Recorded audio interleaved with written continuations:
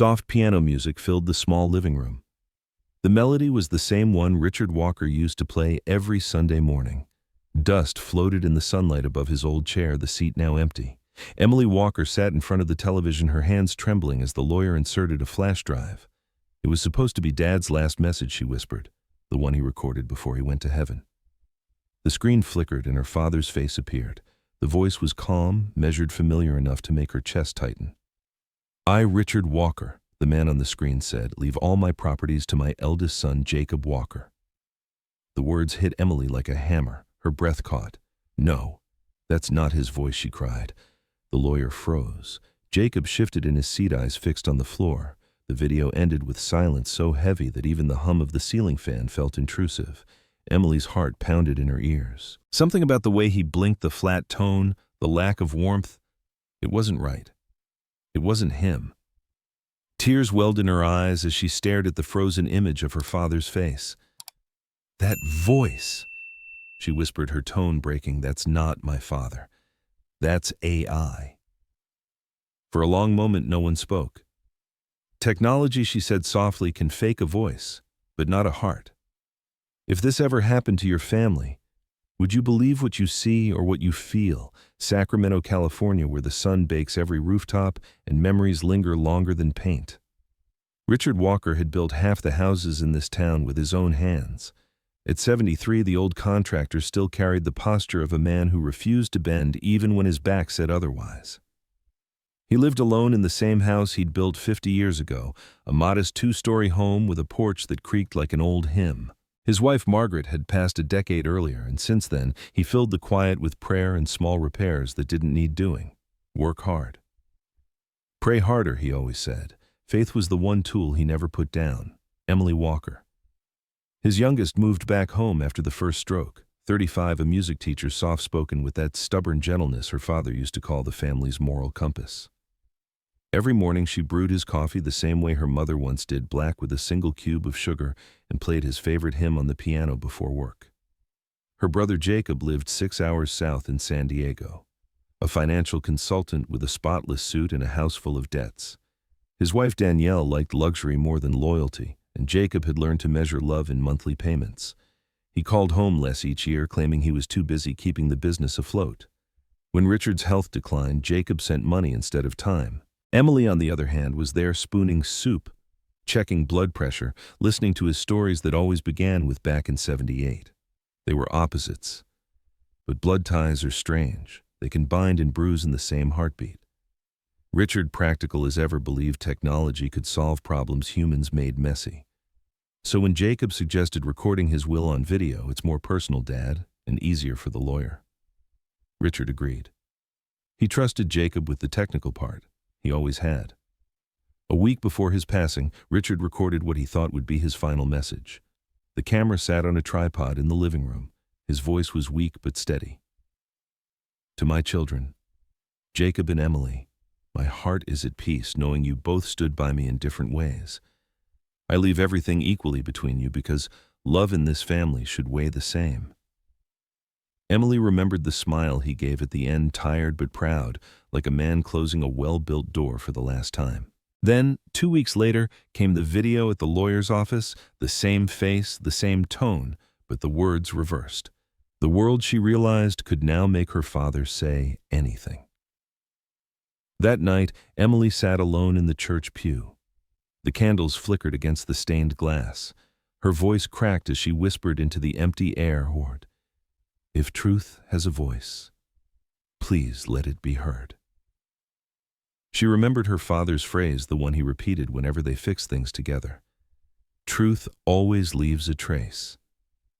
Even if people try to bury it." Her hands clenched around the rosary beads. Outside, the town kept its distance. Neighbors whispered. Cousins sent polite but pointed messages. "She's making drama for money. She never worked hard like Jacob did. She's just bitter." Emily deleted every message one by one until only silence remained. She looked around the empty living room, her father's hat still hanging by the door. "I'm not fighting for money," she whispered. "I'm fighting for Dad's truth." And as the clock ticked past midnight, the decision settled inside her like a prayer that wouldn't fade. She could still remember the last summer before his stroke. The two of them were on the porch, repainting the railing together. Her father's sleeves rolled up, hands steady despite the tremor, handed her a brush. "You don't paint just to cover the cracks," he said. "You paint to keep the wood breathing." Emily laughed, flicking a drop of white on his shirt. He pretended to scowl, then smiled. Moments like that had taught her more about faith than any sermon. He believed everything built with love could endure weather, even people. The funeral had been small, the scent of lilies mixed with fresh paint from the old church walls. After everyone left, Jacob stayed behind, loosening his tie. "You shouldn't have questioned the will in front of them," he said quietly. "Because it makes you look bad," she replied. "Because it makes Dad look confused," he shot back. He changed his mind. "People do that when they get older." She stared at him, searching for the brother she once knew. He didn't change his heart, Jacob. Someone changed his words. Jacob's jaw tightened. "You always think you're the righteous one."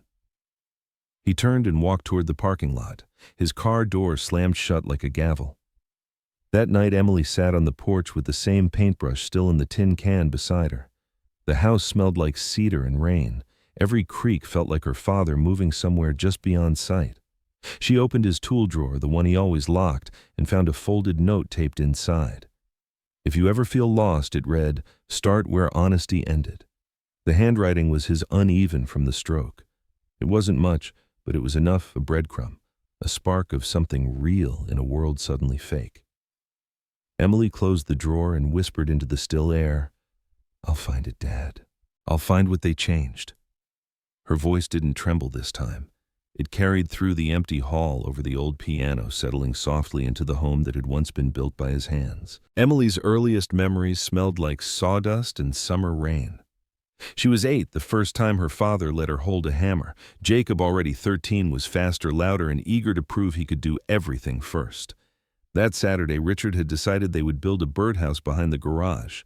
He drew a rough outline on a piece of cardboard and said, "If it's not honest, it won't stand." Jacob rolled his eyes. "It's just a box, Dad," Richard chuckled. "That's what people said about houses, too." Emily measured every plank twice, careful not to waste a single nail. Jacob slapped his together in half the time. When they finished, Richard set both birdhouses side by side. Jacob's leaned slightly, one corner uneven. Emily's stood straight, though smaller. Richard placed a hand on Jacob's shoulder. "You worked hard," he said gently, "but your sister took her time. That's the difference between building fast and building right." Jacob said nothing, but Emily never forgot the look on his face, a mix of embarrassment and hurt. It was the first crack in something neither of them knew would one day split wide open. Years later, Jacob left for college in Los Angeles. He studied finance and called home less each semester. Emily stayed in Sacramento, choosing music and teaching over ambition. When their mother Margaret fell ill, Emily was the one who nursed her through the pain. The night their mother passed, Richard sat on the edge of the bed holding Margaret's cold hand. Jacob arrived 2 days later, smelling of airport coffee and frustration. "You could have called me sooner," he said. "I did." Richard answered quietly. "You didn't pick up." Jacob turned away, blinking too fast. From that night on, he spoke less, worked more, and visited only on holidays. Brief appearances marked by expensive gifts and awkward silence. Emily's adulthood became a quiet rhythm of school bells and piano keys. She never married. Some said she was too gentle for this world, too soft to win, but her father never used that word. To him, gentleness was strength in disguise. Every Sunday they sat on the porch with coffee. He'd tell stories about his younger years when a man's word was worth more than a contract. He'd built houses with his own hands, no computers, no shortcuts.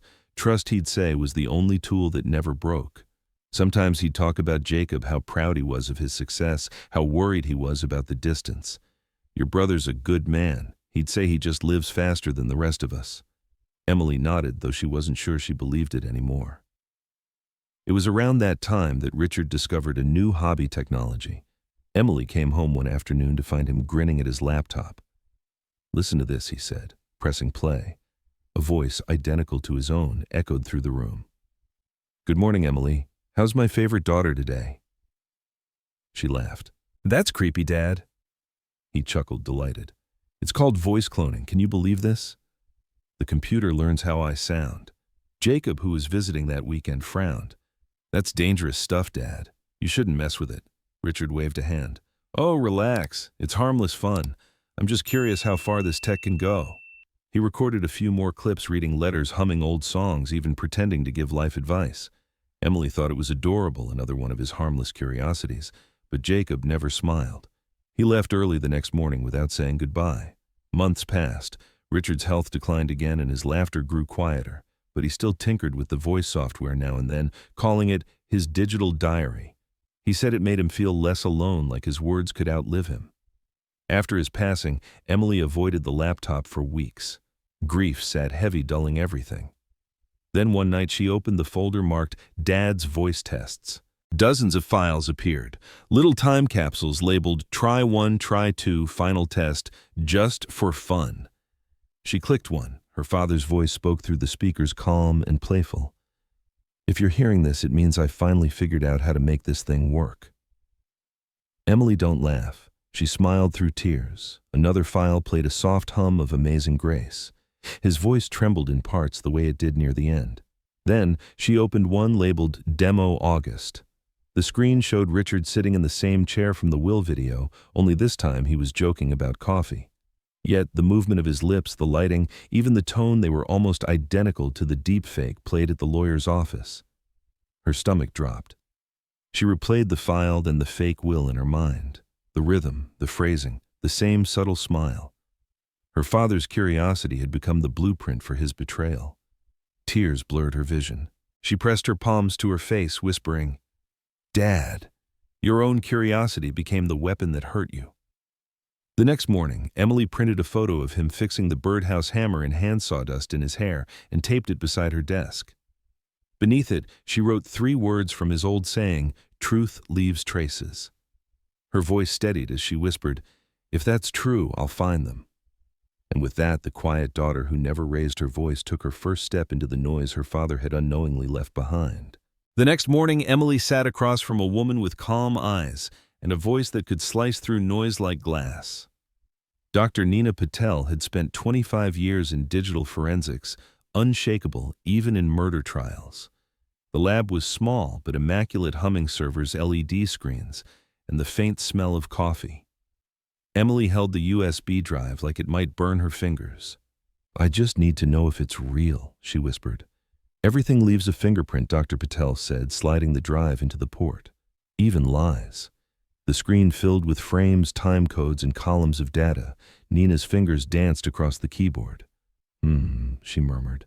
This file's metadata says it was modified 2 days after your father's death. That shouldn't be possible. Emily's breath caught. So, it's fake. Not so fast, Nina said. Deepfakes work like collages. The face, the voice, the background all set to layers. The metadata is just the first crack. Emily stared at the paused image of her father's face. The lighting looked colder than she remembered. He looks like him, she whispered, but not alive. Nina nodded slowly. That's because it isn't life. It's simulation. By the time Emily left the lab, the sky had turned the color of tin. She stopped at a diner on the way home, ordered coffee she didn't drink, and scrolled through her phone. Her brother's face stared back at her from a local news article, Family Feud over Digital Will Daughter Accuses Brother of Fraud. The comments were brutal. Greedy woman trying to steal her dad's money. AI, please. Sounds like another broke teacher chasing inheritance. She turned off the screen, her pulse racing. At home, her voicemail blinked. Emily, it's Principal Hayes. Maybe take some time off. Things are getting tense. She sat on the couch and laughed a brittle, tired sound. Of course. The church group stopped calling. Neighbors avoided her at the mailbox. Only Dr. Patel's quiet updates kept her from collapsing. One evening, she reread a message from Jacob, You're destroying Dad's memory. Stop before it gets worse. She typed back, but never hit send. 3 days later, Nina called. We found something. A partial voice waveform doesn't match your father's normal pattern. The AI tool they used smoothed out imperfections. It made him sound too perfect. Emily blinked. Too perfect. Real voices tremble, Nina said. Machines don't. That night, Emily dug through old boxes in the attic, searching for anything her father recorded. Beneath yellowed newspapers and Christmas lights, she found a dusty wooden music box, her mother's gift to Richard. Inside was a tiny memory card taped under the lid. Her heart hammered. She'd loaded the card into her laptop. The screen lit up her father sitting on the porch, speaking directly to the camera. "Jacob," he said softly, "don't let money make you blind." Emily covered her mouth. He'd recorded this weeks before the deepfake. Natural light, uneven sound. It was real. She called Nina immediately. "Send it to me," Nina said. "If it's authentic, this changes everything."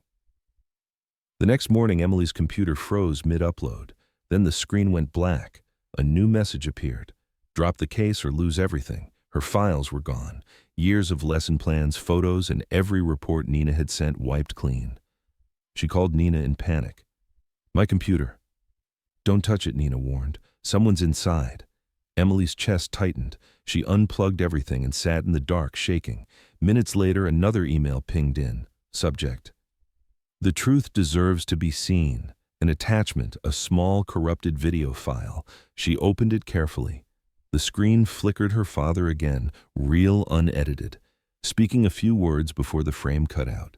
"If this ever gets altered, my kids will know." Emily gasped, the line she'd heard in church. His last defense hidden in code. She forwarded it to Nina, who said quietly, "This could be the missing proof, but someone doesn't want you to have it." 2 days later, a knock at the door startled her. Standing there was a young man in a gray hoodie, nervously adjusting his glasses. "Miss Walker, you probably don't remember me. I'm Chris. You used to teach me piano." She blinked. "Chris Lynn, you were 12. He smiled awkwardly. 23 now. I work in data recovery. I saw your story online. I think I can help." He handed her a hard drive. "That email file, I decrypted it. There's more under the corruption." They plugged it in. The restored image appeared Richard's real recording, uninterrupted. He was frail, but clear-eyed. "If this ever gets altered, my kids will know, because love doesn't lie." Emily broke down. Chris sat quietly looking at the floor. "Your dad once gave me a used keyboard when I couldn't afford lessons," he said softly. "I owe him." With evidence mounting, Nina prepared a detailed forensic report, timestamps, compression analysis, pixel lighting.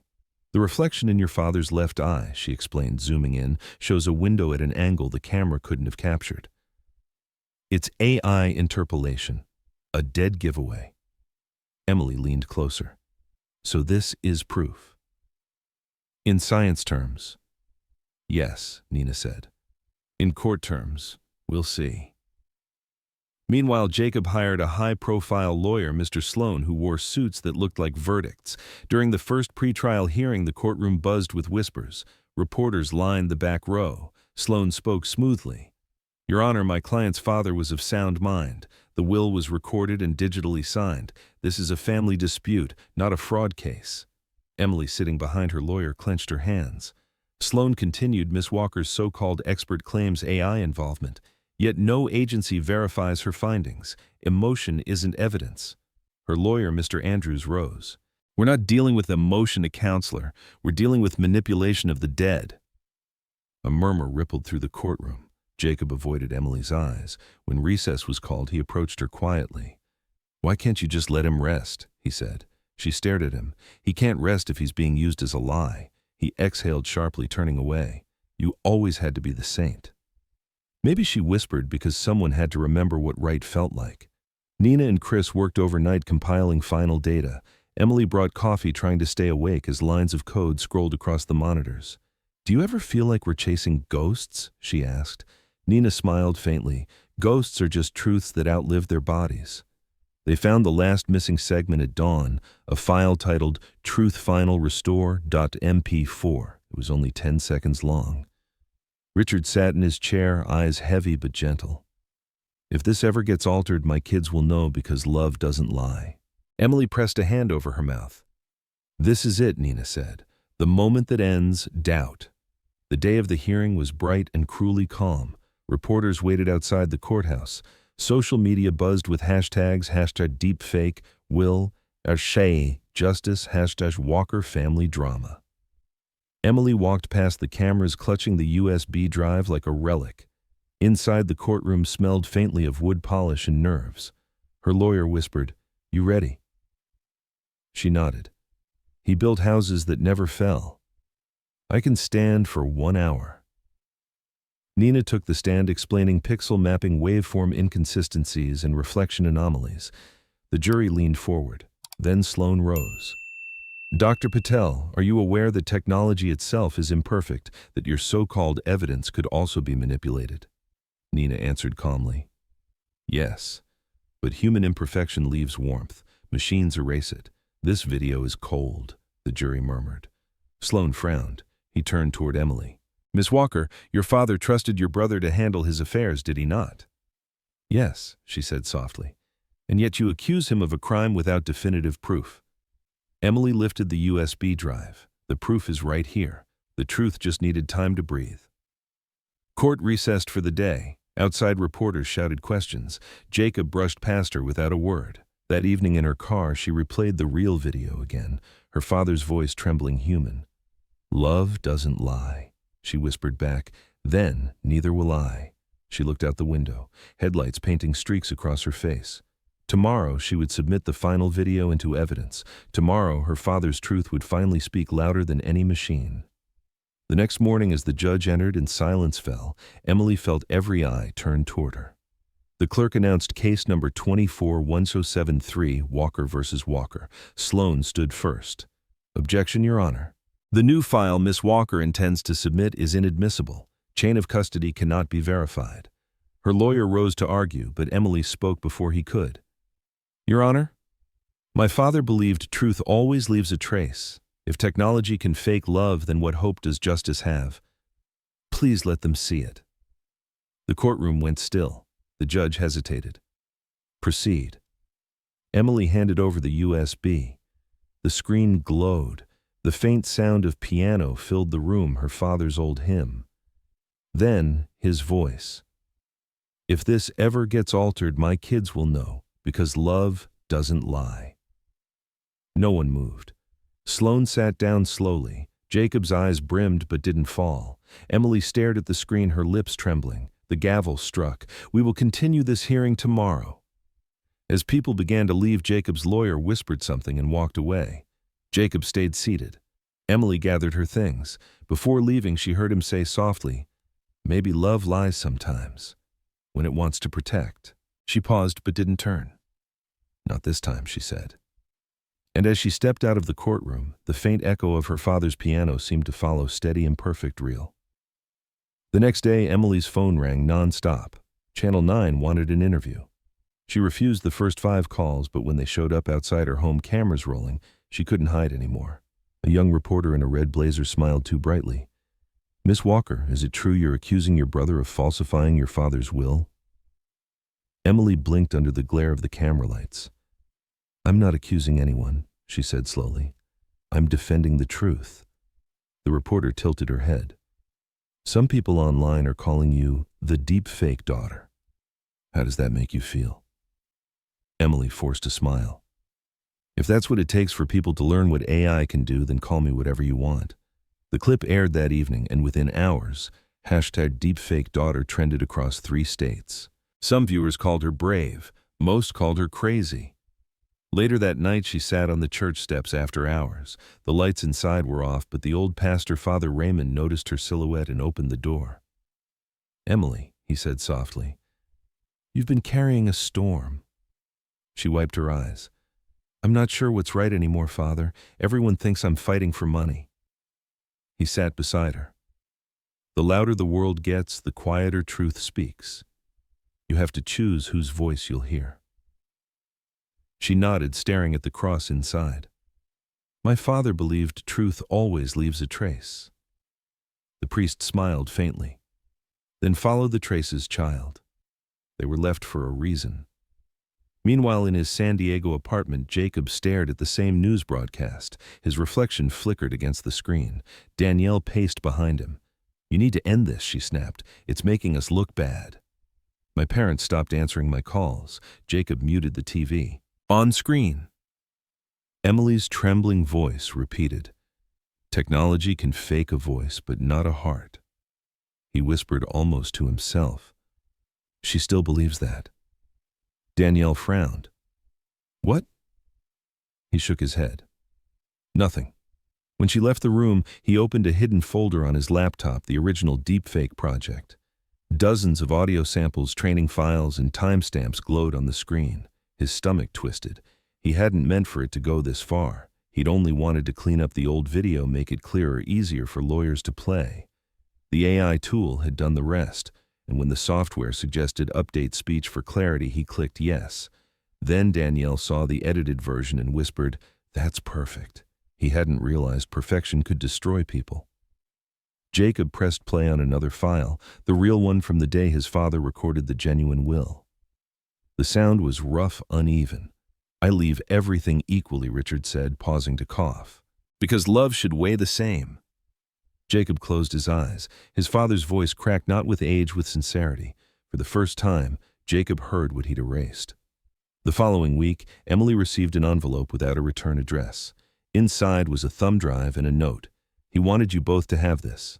Nina checked it for malware clean. They played it together. The video showed Richard at the hospital holding Emily's hand. A nurse's voice could be heard faintly in the background. "I just want peace between my children," he said. "They don't have to agree. Just don't forget to forgive." Emily's breath hitched. He said forgive. Nina looked at her. Even when truth hurts, forgiveness makes it whole. When the final court date arrived, Sacramento felt colder. Reporters lined the courthouse steps, and even strangers carried signs. "Truth versus family, AI kills love." Inside, tension hummed like electricity. Jacob sat 2 rows ahead, shoulders tight. Sloane leaned toward him. "We can still settle, you know. Admit the clip was edited for clarity, not deception." Jacob's fingers drummed against the bench. He didn't answer. The judge entered. Testimonies began. Nina presented the final report, 42 pages of data graphs and infrared captures. She ended with one sentence: "Machines copy what's visible. Only people remember what's real." The courtroom fell silent. Outside during recess, Jacob found Emily standing under the oak tree. "You win, maybe," he said quietly. "But you'll lose me." She turned toward him, eyes tired but gentle. "I lost you years ago, Jacob. I'm just trying not to lose Dad." He swallowed hard. "You think I wanted this?" Danielle kept saying Dad would have changed it anyway. I thought making it cleaner wasn't wrong." Emily's voice trembled. "You let a computer decide what love sounded like." He looked away. "Maybe I did." That night, Emily returned to the house one last time before the verdict. She played her father's old recording of Amazing Grace, the one he hummed on his laptop. The notes were shaky human. She placed her hands on the keys and joined in the duet, imperfect but honest. The final line lingered in the air: "I once was lost, but now am found." Tears fell silently as she whispered, "So are you, Dad." Outside, the wind moved through the porch like a breath. The next morning, she arrived at court with her head high. Cameras flashed, people whispered, but she didn't hear them. The gavel struck. "This court will now view Exhibit 42, the judge said. The screen lit up the final video. Her father's face appeared one last time, soft and flickering. "If this ever gets altered, my kids will know, because love doesn't lie." Jacob's hands clenched. Danielle turned away. Emily closed her eyes. For the first time since his death, she didn't feel alone. The house felt different after the trial, quieter, almost too clean. Dust motes floated through the sunlight like slow confessions. Emily sat at the kitchen table where her father used to read the newspaper every morning. The chair across from her was still slightly pulled out, as if he'd just stepped away for coffee. She turned on the small recorder that still sat on the counter. Her father's voice played softly, the unedited version. "Work hard, pray harder, and never forget. Truth might take time, but it always finds its way home." For the first time, she didn't cry. She smiled, a fragile, trembling smile that held both sorrow and peace. Outside, wind rustled the porch chimes. The sound carried through the hall like a familiar hymn. Across the state, Jacob sat alone in his glass-walled apartment. The city outside glittered, but he saw none of it. Danielle had packed her things the day before, leaving only a note: "I can't live in a house full of guilt." He poured himself a drink, then didn't touch it. The TV played a rerun of their father's old construction company, had grainy footage of Richard shaking hands with clients, smiling that proud, worn smile. He pressed pause. The frozen image of his father filled the room. "You always wanted to fix things fast," Jacob muttered. "I broke them faster." He opened the folder on his laptop, the one marked "Real Footage." The sound filled the silence. "I leave everything equally because love should weigh the same." Jacob covered his face with his hands. His chest heaved once, then again, until the sobs came quiet, unsteady, years overdue. That night, Emily took out a pen and paper. She hadn't written a real letter in years. "Dear Jacob," she began. "I don't know if the court will ever understand what happened. Maybe they don't need to. We both know Dad didn't raise us to fight over numbers. I keep remembering the day we built those birdhouses. Yours leaned, mine stood, but they both had a piece of him in them. Maybe that's the point. Love wasn't supposed to be perfect, just honest." She paused, then added softly, "If you ever come home, the porch light's still on." She folded the letter, but didn't mail it. Instead, she placed it beside her father's photo on the mantel. On Sunday morning, she returned to St. Mary's Church. The candles flickered and Father Raymond was dusting the altar. He smiled when he saw her. "You found your truth?" he asked. Emily nodded. "And my brother found his." The priest set down the cloth. "Then you've done something rare. You've seen that truth and mercy don't cancel each other. They hold each other up." She looked at the row of candles, each flame dancing like a heartbeat. "Forgiveness doesn't mean saying it was okay," she whispered. Father Raymond smiled gently. "No. It means saying you won't let it own you anymore." She lit a candle, bowed her head, and whispered a prayer for her father and for Jacob. Meanwhile, Jacob drove North Highway, stretching endlessly before him. He turned off the radio and let the silence fill the car. Every mile felt like another layer of pride peeling away. When he finally reached Sacramento, the sun was setting behind the hills. He didn't knock when he reached the house. He just stood at the gate watching Emily water the small rosebush by the porch. She noticed him hesitated, then smiled faintly. "You came." He nodded, his voice hoarse. "You were right." She shook her head. "We both were wrong, just in different ways." They stood there for a long time, saying nothing. The wind carried the faint sound of the old piano inside the recording, playing by itself as if Richard was home again. "Do you think he'd forgive us?" Jacob asked quietly. Emily's eyes softened. "He already did. We just had to catch up." He laughed, tired, shaky, but real. For the first time, they hugged. Not perfectly, just honestly. That night after he left, Emily sat by the window with a cup of tea. The house finally felt still, but not empty. She opened her phone and scrolled through the messages. Condolences, news alerts, random strangers still arguing online. None of it mattered anymore. Her father's face was the last image she saw before she closed her eyes. Warm, flawed human. She whispered, "You were right, Dad. Truth always leaves a trace." The clock struck midnight. The soft hum of her phone broke the silence. A new message appeared from an unknown number. "There's more you haven't seen." Her thumb hovered above the screen. The glow reflected in her eyes, half fear, half resolve. The camera of her phone captured her reflection, one woman framed in light and shadow, staring at a truth that might not be done with her yet. Emily hesitated, then tapped the message. A download bar appeared, restoration log 02.zip. Her pulse quickened. She opened it. Inside were hundreds of system files, mostly unreadable.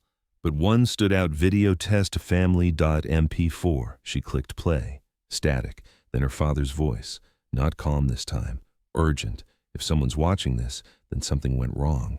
The camera shook slightly as if he'd filmed it in secret. His face was pale, eyes darting toward the door. "I trusted the wrong hands. If they use my image after I'm gone, look for the red mark on the frame." The video cut abruptly. Emily froze. Her father knew. He'd predicted this and left her a hidden sign. She stared at the final frame.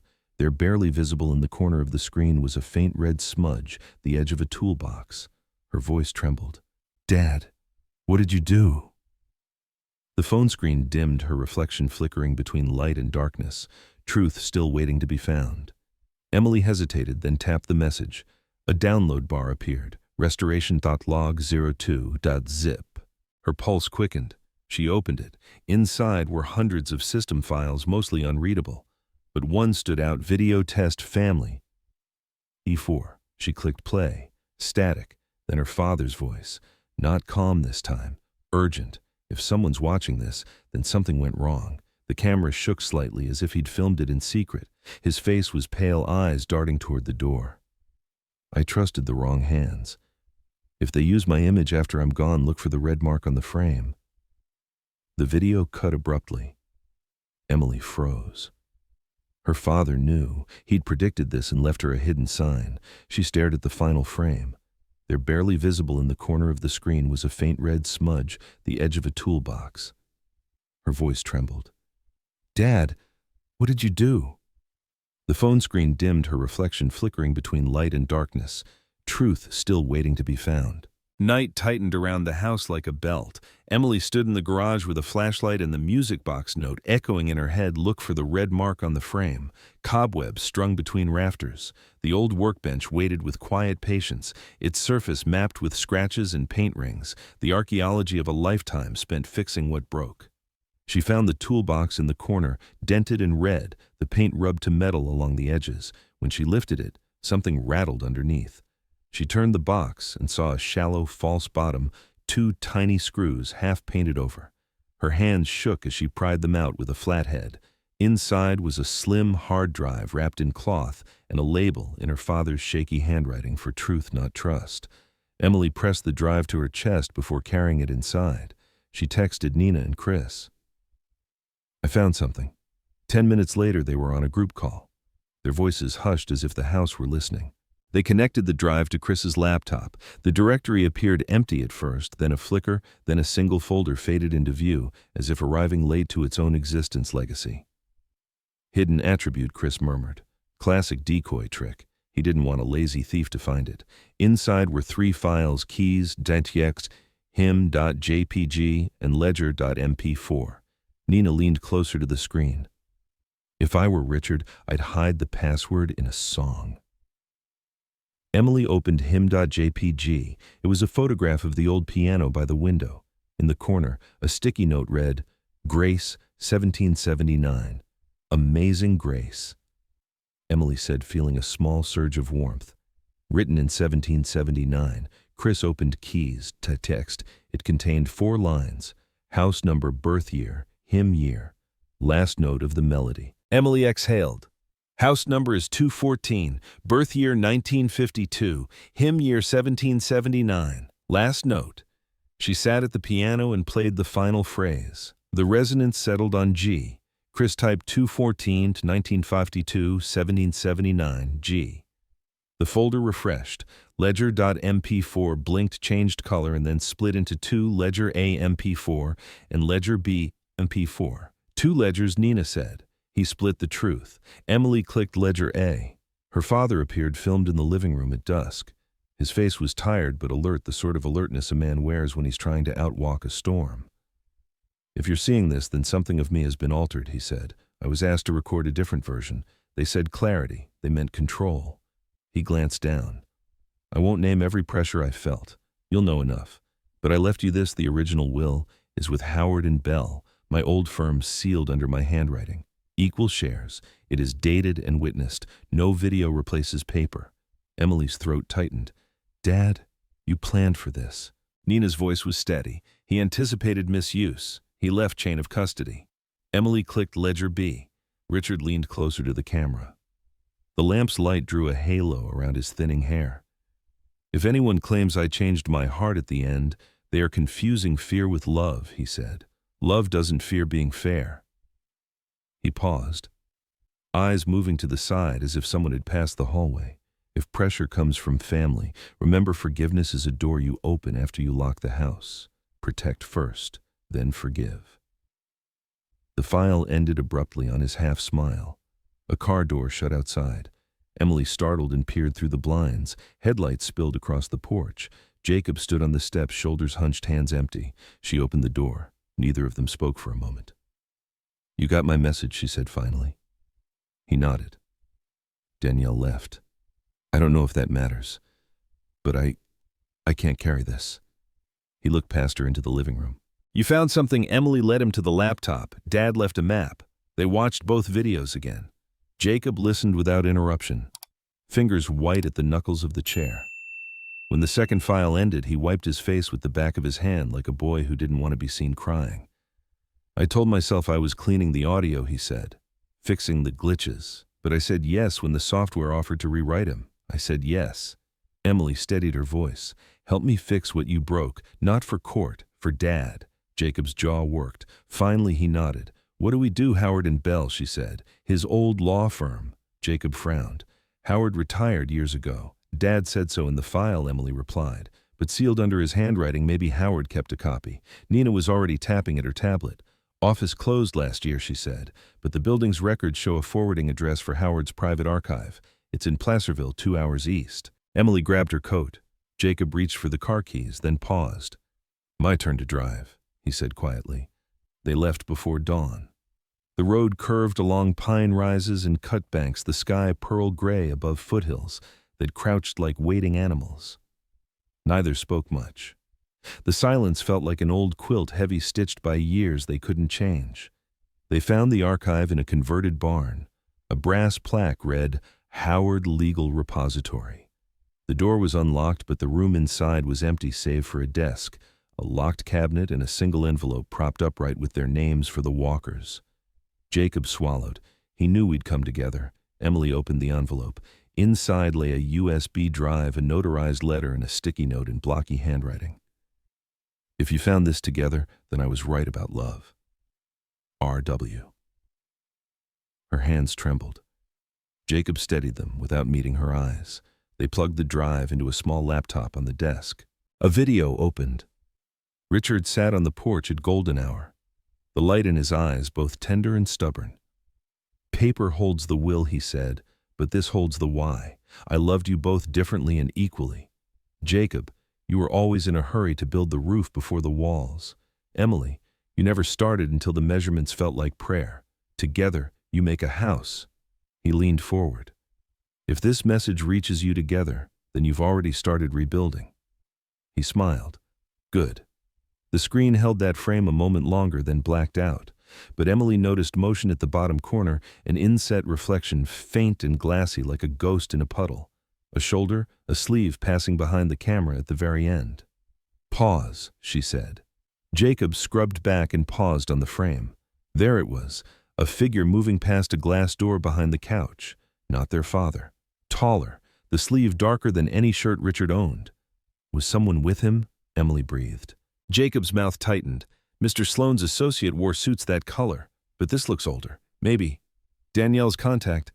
Emily stared harder. The reflection bent across the glass pane. For a breath, it became a silhouette with a cap, then disappeared. Nina's voice came through on speaker.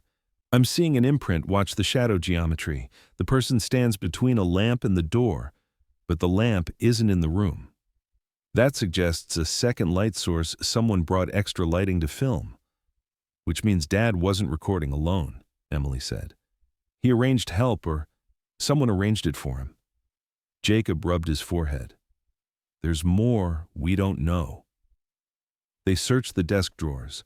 In the bottom one, beneath blank letterhead, they found a small wooden cross and a key with a tag porch. Emily pocketed the key. Porch, Dad's porch door, Jacob said.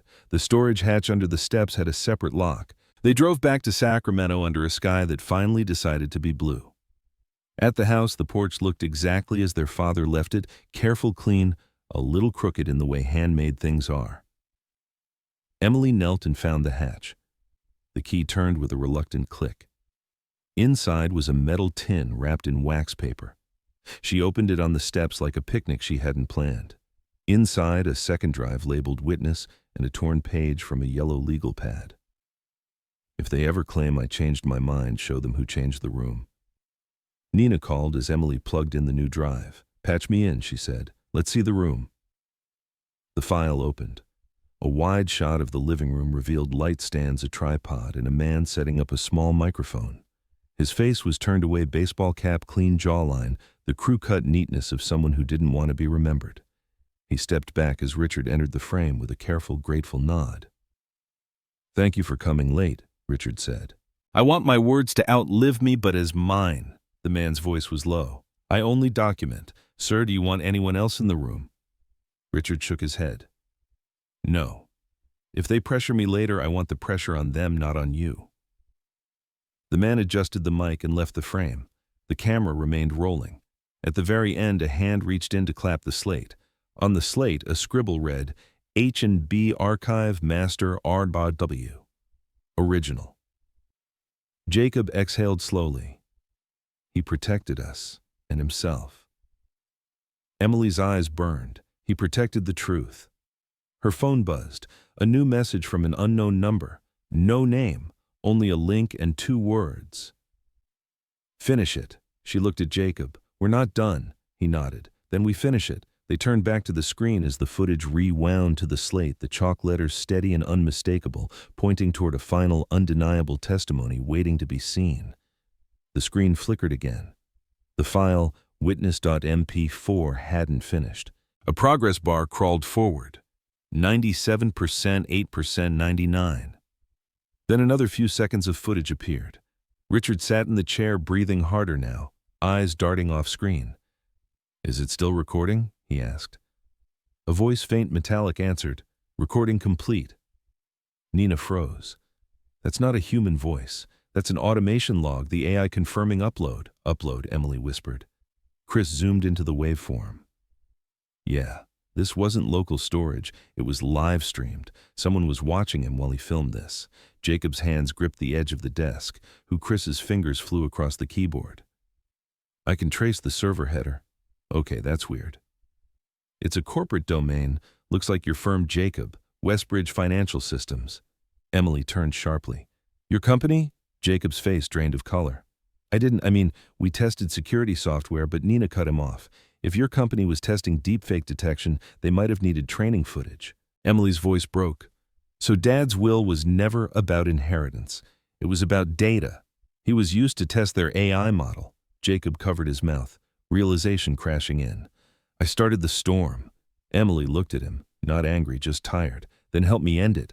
They packed everything, the drives, notes, even the old toolbox, into a small duffel bag. Nina stayed on the line. Take it to the bureau, she said. Cybercrime division. They'll verify it officially. Emily nodded. Jacob started the car. The night stretched before them like a dark ribbon through the city. Streetlights streaked across the windshield, amber, then blue, then gone. No one spoke for miles. The only sound was the rumble of the tires and the faint whir of Emily's phone as it tried to reconnect to Wi-Fi. At a red light, she exhaled. Do you think he knew they were using him? Jacob stared ahead. He always knew more than he said. The light turned green. They drove across the bridge toward downtown Sacramento, where the Bureau's regional office waited. Halfway across, Emily's phone buzzed. She frowned. Unknown number again. Jacob tensed. Don't open it. But the screen lit up by itself. The same file name appeared. Witnessed MP4. Playback resumed. Her father's face filled the screen. Same lighting, same shirt, but the footage was new. Emily, the voice said, calm but distorted. Don't trust anyone who sends you this, she gasped. That's not from the same file, Chris's voice shouted through the speaker. Kill the connection. That's a remote trigger. Jacob swerved to the shoulder. The phone's volume rose on its own. The voice continued glitching between tones, sometimes her father's, sometimes robotic. You think you've finished it? You've just started. The windshield flickered from the glow of the phone. Then static. Jacob threw the phone out the window. It shattered on the asphalt behind them. The engine idled in stunned silence. Emily pressed her hands to her face, shaking. That wasn't Dad. No, Jacob whispered. It was his ghost, the one they made. They sat for a long moment, headlights cutting across the empty bridge. Finally, Emily turned toward him. We can't stop here, she said quietly. If they're still inside his data, they'll rewrite everything. Jacob nodded slowly. Then we take this to the Bureau. All of it, before they erase the truth. He reached for the ignition, but before he could turn the key, both their phones lit up in unison, screens white and pulsing like heartbeats. A new message appeared on both devices at once. We appreciate your cooperation. Upload complete. Jacob's breath hitched. What upload? Emily looked down at the duffel bag. The old hard drive light blinked once, twice, transferring data by itself. "Oh my God," she whispered. "It's sending everything." The car filled with the faint echo of her father's piano, a digital version clean and perfect. Too perfect. Jacob slammed the glove box open, yanking out the USB. "Pull the plug." She grabbed it, ripping the cable free. The sound stopped. For a second, all that remained was their ragged breathing. Then the car radio, which wasn't even on, whispered the last line of her father's favorite hymn. "I once was blind." Static. But now I see. Emily and Jacob froze, staring at the dashboard as the radio light flickered, glowing a deep, unnatural red. Outside, fog rolled across the bridge like smoke, swallowing the city lights one by one. The duffel bag on Emily's lap vibrated again, one last blink of the hard drive, almost like a heartbeat. She whispered, "Dad, what did they make you into?" The camera of the phone, cracked lying on the road behind them, blinked once, recording nothing but the red taillights disappearing into the fog.